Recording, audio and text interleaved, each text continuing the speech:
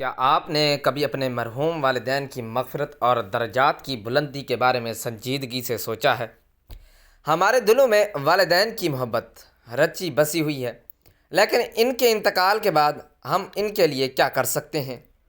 قرآن کریم کی تلاوت اور اس کا ثواب مرحوم والدین کو پہنچانا ان کے لیے بہترین تحفہ ہے۔ خاص طور پر 3 صورتیں ایسی ہیں کہ ان صورتوں کی تلاوت اور ثواب اصال کرنے سے اللہ تعالیٰ ان کی مغفرت فرما دیتا ہے، یا اگر پہلے ہی مغفرت ہو چکی ہو تو ان کے درجات مزید بلند فرما دیتا ہے۔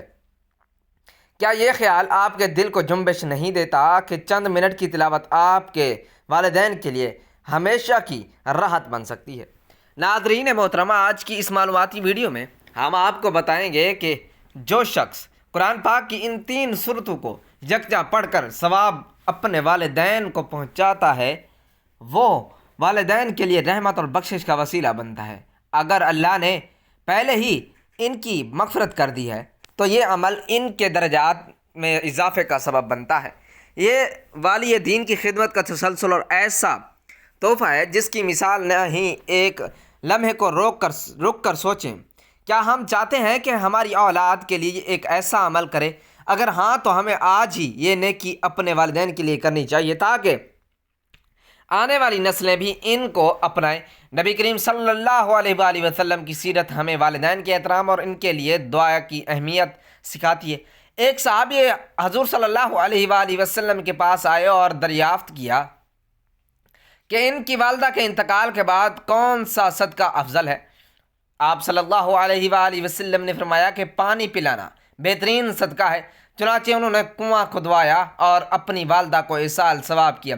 ایک اور روایات میں آپ صلی اللہ علیہ وآلہ وسلم نے فرمایا کہ والدین کے بعد بھی ان کے لیے دعا یا استغفار کرنے کے والی کو پورا کرنا اور ان کے رشتہ داروں اور دوستوں سے حسن سلوک کرنا اولاد کی ذمہ داری ہے۔ کیا یہ واقعات ہمارے دلوں کو نرم نہیں کرتے اور ہمیں ترغیب نہیں دیتے کہ ہم بھی قرآن پڑھ کر ان کے لیے دعا کریں؟ ناظرین کرام، جان لیجئے کہ قرآن پاک کی بتائی جانے والی 3 صورتوں کی فضیلت بہت ہی زیادہ ہے، اور جب کوئی مرد یا عورت اپنے مرحوم والدین کے لیے یہ قرآن پاک کی 3 صورتیں پڑھ کر ان کو ایصال ثواب کرتے ہیں تو انہیں خود بھی ان صورتوں کی تلاوت کے سبب بہترین اجر و ثواب حاصل ہوتا ہے۔ ناظرین محترم، قرآن پاک میں ایک ایسی صورت بھی موجود ہے جسے قرآن پاک کا دل کہا گیا ہے، یعنی سورۃ یاسین۔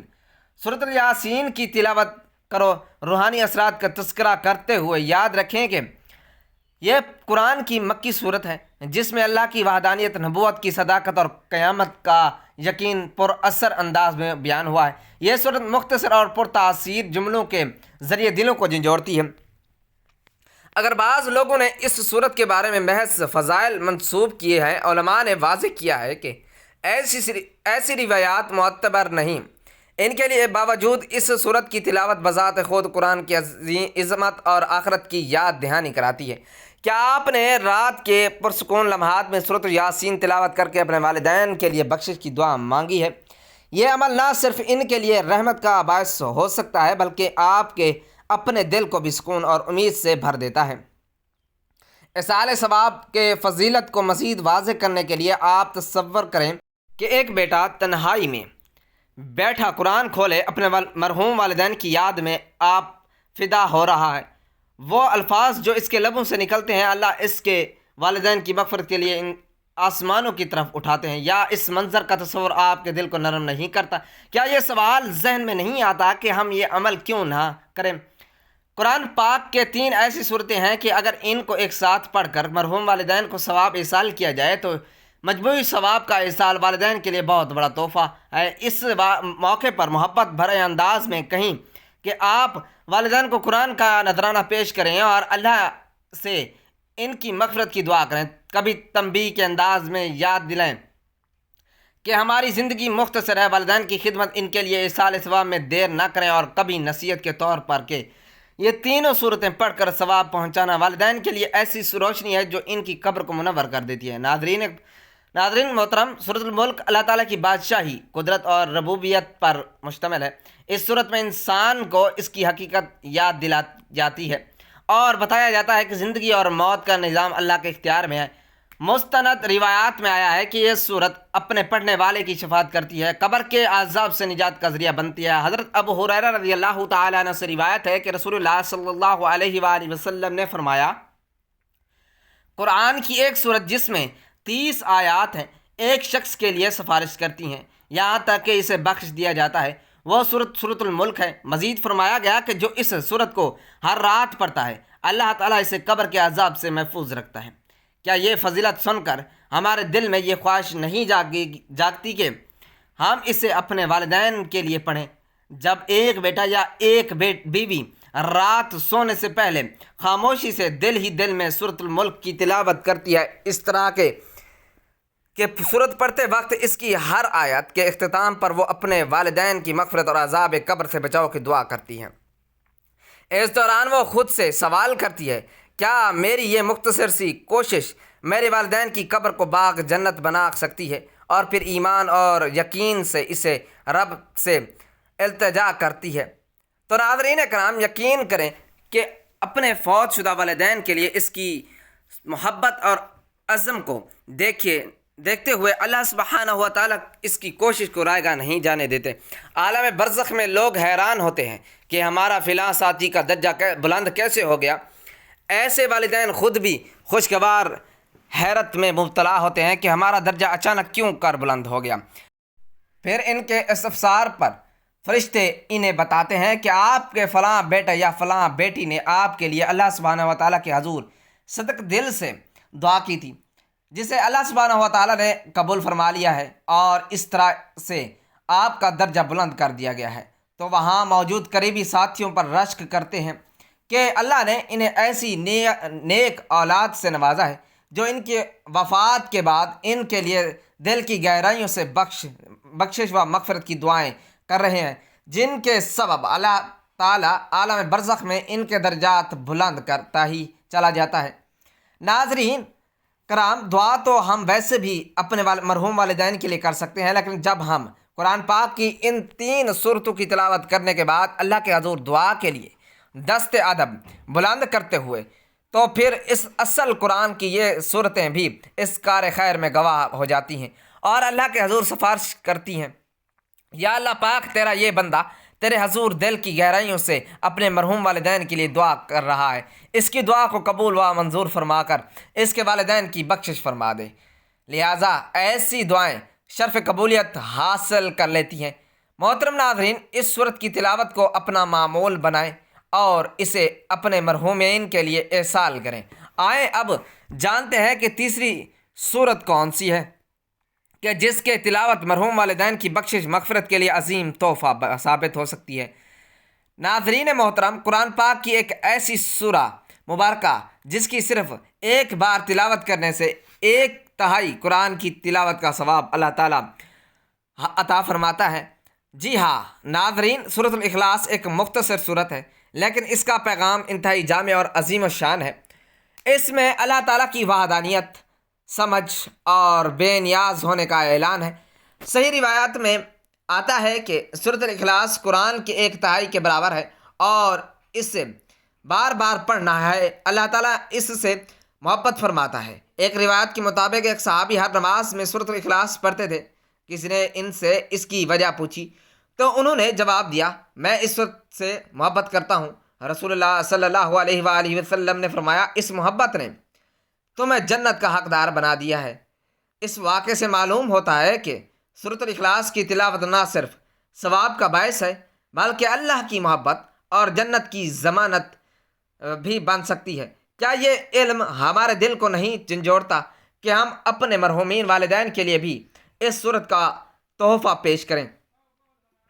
آپ تصور کیجئے کہ ایک نوجوان رات کے آخری پہر اٹھتا ہے، وضو کرتا ہے، تہجد کے دوران سورۃ الاخلاص کی تلاوت کرتا ہے، قل هو اللہ احد پڑھتا ہے، تو اس کے دل میں اپنے والدین کی یاد تازہ ہو جاتی ہے اور وہ دل ہی دل میں کہتا ہے، یا رب یہ اجر میرے والدین کو عطا فرما، انہیں معاف فرما، ان کے درجات بلند فرما۔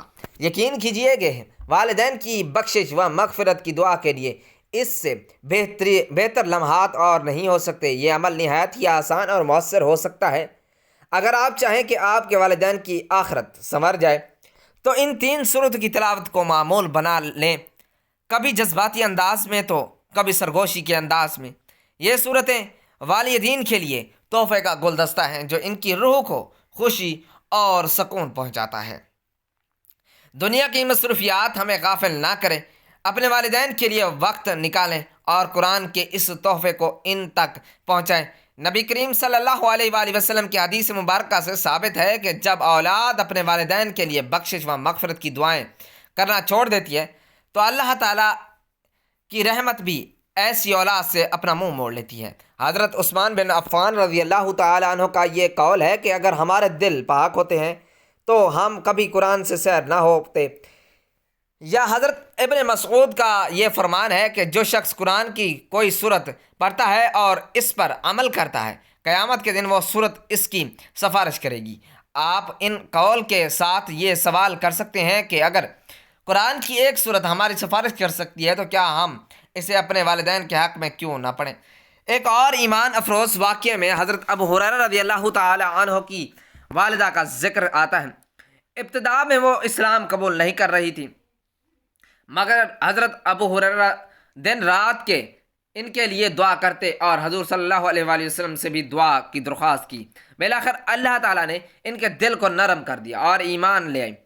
اس واقعے سے پتہ چلتا ہے کہ اولاد پہ دعا والدین کے لیے کتنی مؤثر ہو سکتی ہے۔ یہ ہمارے والدین ایمان کے دولت سے مالا مال ہو کر دنیا سے گئے، اگر ساتھ ان کے درجات کی بلندی کے لیے ہمیں کیا کرنا چاہیے؟ اگر نہیں تو کیا ہماری دعائیں اور تلاوت ان کی مغفرت کا ذریعہ نہیں بن سکتی؟ ناظرین کرام، سورۃ الملک میں اللہ تعالیٰ فرماتے ہیں کہ جس نے موت اور زندگی کو پیدا کیا تاکہ تمہیں آزمائے کہ تم میں کون بہتر عمل کرتا ہے۔ زمین و آسمان کی تخلیق دلکش مناظر میں بیان کیے جاتے ہیں۔ سورۃ الاخلاص میں بتایا جاتا ہے کہ اللہ ایک ہے، وہ بے نیاز ہے، وہ نہ کسی سے پیدا ہوا اور نہ کوئی اس کا ہمسر ہے۔ یہ دونوں صورتیں ہمارے عقیدے کی اصلاح کرتی ہیں اور دلوں کو اللہ کی عظمت اور محبت۔ جب ہم یہ صورت پڑھ کر ثواب والدین کو بھیجتے ہیں تو گویا ہم ان کے لیے ایمان اور یقین کا تحفہ بھیجتے ہیں۔ لہذا قرآن پاک کی یہ تین صورتیں پڑھ کر اپنے مرحوم والدین کو اصال کرنا والدین کی بخشش و مغفرت اور درجات کی بلندی کا ایک عظیم تحفہ ہے۔ اگر ہم اپنے والدین کے لیے جنت کے باغات سے سجانا چاہتے ہیں تو ان صورتوں کا تحفہ انہیں ضرور بھیجیں۔ ہمیشہ یاد رکھیں کہ دنیا کی کوئی چیز والدین کو اتنا خوش نہیں کر سکتی جتنا ہمارے پڑھے ہوئے قرآن کا تحفہ۔ اللہ رب العزت نے اپنے محبوب خاتم النبیین حضرت محمد مصطفیٰ صلی اللہ علیہ وآلہ وسلم کو تمام جہانوں کے لیے رحمت بنا کر بھیجا۔ آپ صلی اللہ علیہ وآلہ وسلم کی ولادت باسعادت ایک ایسا عظیم واقعہ ہے جس نے تاریخ انسانیت کا رخ بدل دیا۔ یہی وہ دن ہے جس نے تاریکیوں کو اجالوں میں بدل دیا، شرک و بت پرستی کی صدیوں پر محیط اندھیروں کو ختم کیا اور توحید کا پرچم بلند کیا۔ ولادت کا وقت اور مقام رسول اللہ صلی اللہ علیہ وآلہ وسلم کی ولادت باسعادت عام الفیل میں ہوئی۔ یہ وہی سال تھا جب ابراہہ نے کعبہ کو گرانے کی کوشش کی اور اللہ تعالیٰ نے ابابیلوں کے ذریعے اس کی فوج کو تباہ کیا۔ آپ صلی اللہ علیہ وآلہ وسلم کی پیدائش 12 ربیع الاول بروز پیر بامقام 20 اپریل 571 میلادی کو ہوئی۔ مقام ولادت مکہ مکرمہ حضرت عبداللہ بن عبد المطلب اور حضرت آمنہ بنت وہب کے گھر۔ ولادت سے قبل کی نشانیاں حضور آمنہ رضی اللہ تعالی عنہا نے خواب میں دیکھا کہ ان کے بطن سے ایک نور نکلا جو شام کے محلات کو روشن کر رہا تھا۔ علماء نے بیان کیا کہ اس خواب کا مطلب یہ تھا کہ آپ صلی اللہ علیہ وسلم کی رسالت کا نور تمام عالم پہ پھیلنے والا ہے۔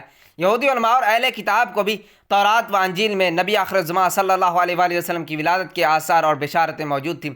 ولادت کے وقت کے معجزات، آپ صلی اللہ علیہ وآلہ وسلم کی ولادت رات کئی غیر معمولی واقعات رونما ہوئے۔ آتش کدہ فارس جو 1000 برس سے روشن تھا بجھ گیا، دریائے خشک ہو گیا، فارس کے محل میں 14 کنگر گر پڑے۔ دنیا بھر میں وہ لوگ جو توحید کی طلبگار تھے ان کے دل خوش و سکون سے بھر گئے۔ حضرت حلیمہ سعدیہ کی گود بچپن میں رسول اللہ صلی اللہ علیہ وآلہ وسلم کو عرب کے رواج کے مطابق دودھ پلانے کے لیے باہر بھیجا گیا۔ حضرت حلیمہ سعدیہ رضی اللہ تعالی عنہا کو یہ سعادت نصیب ہوئی۔ ان کے گھر میں آپ صلی اللہ علیہ وآلہ وسلم کی آمد سے برکتیں نازل ہوئیں۔ خشک کھیت سرسبز ہو گئے، بکریاں خوب دودھ دینے لگیں اور غربت خوشحالی میں بدل گئی۔ نبی اکرم صلی اللہ علیہ وآلہ وسلم کی ولادت کا پیغام، آپ صلی اللہ علیہ وآلہ وسلم کی ولادت انسانیت کے لیے رحمت و ہدایت کا آغاز تھی۔